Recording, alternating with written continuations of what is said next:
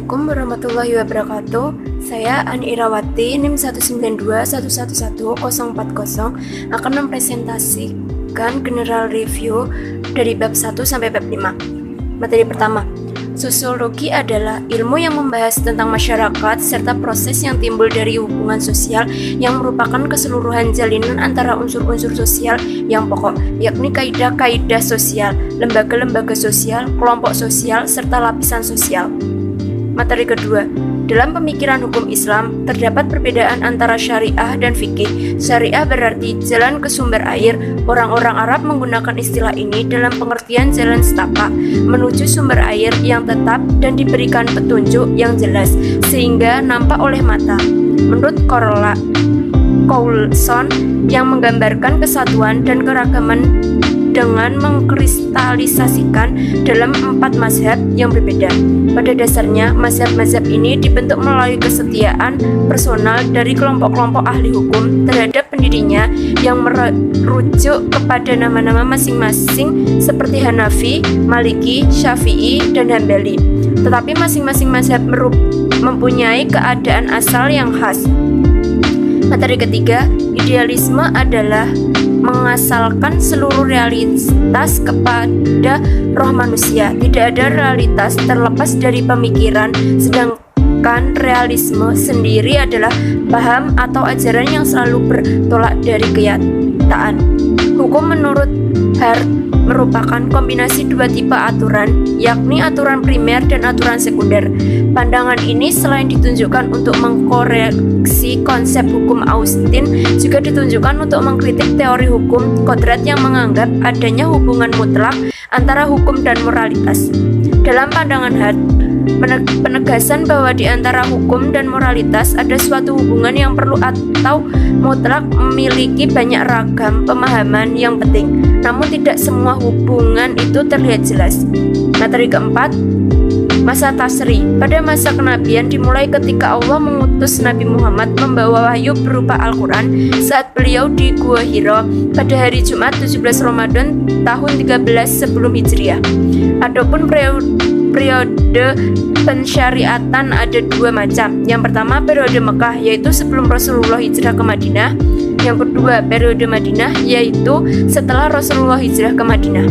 Masa Rasulullah terdapat dasar pembentukan hukum Islam, yaitu yang pertama berangsur-angsur dalam penetapan hukum, kedua mengefisiensikan pembuatan undang-undang, 3. Memberikan kemudahan dan keringanan. Materi kelima, sejarah tasri berkembang sejak adanya Islam, yaitu sejak masa Rasulullah SAW sampai dengan sekarang.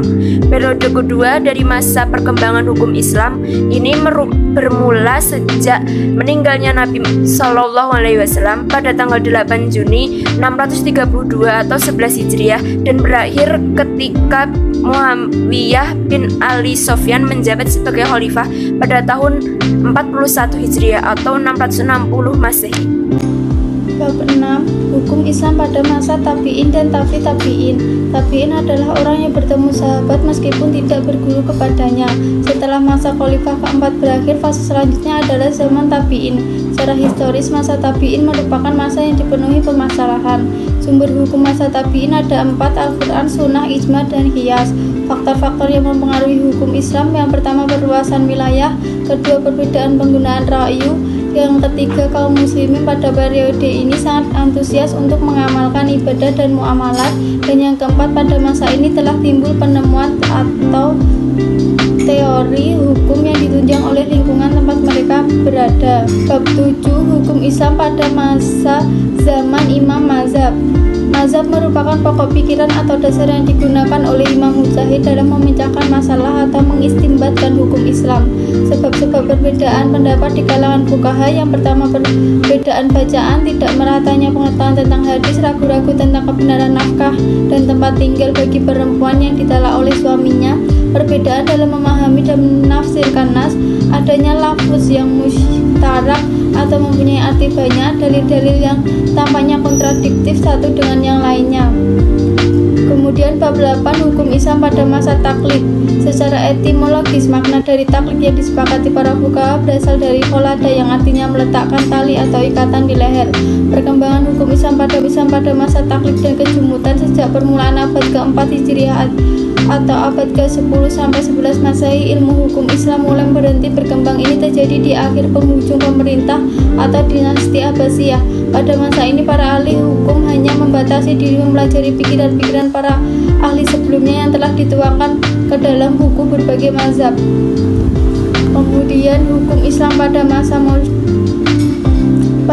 modern. Modernisasi dalam fikih Islam adalah rangkaian pikiran dan aliran dalam ijtihad fikih Islam untuk mengubah paham-paham adat istiadat institusi lama disesuaikan dengan suasana yang baru yang timbul akibat dari kemajuan ilmu pengetahuan dan teknologi. Ijtihad pada zaman modern ini merupakan hal yang sangat dibutuhkan, bahkan suatu keharusan bagi umat Islam. Kemudian bab ke-10 interaksi antara hukum dan gejala sosial dalam masyarakat. Interaksi adalah proses di mana orang berkomunikasi saling mempengaruhi dalam pikiran dan tindakan. Faktor-faktor yang mempengaruhi interaksi sosial yaitu faktor imitasi, faktor sugesti, faktor identifikasi, dan faktor simpati. Hukum dan gejala sosial.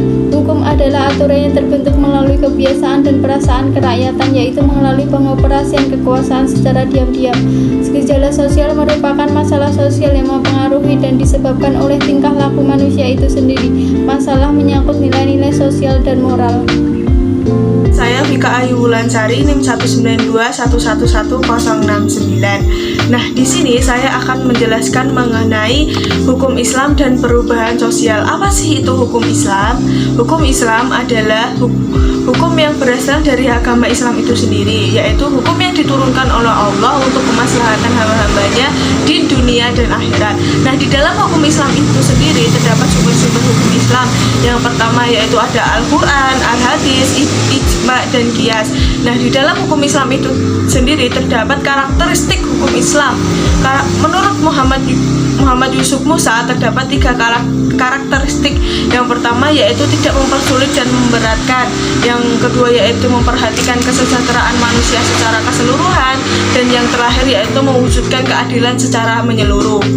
Nah, materi yang selanjutnya yaitu hukum sebagai sarana untuk mengubah masyarakat.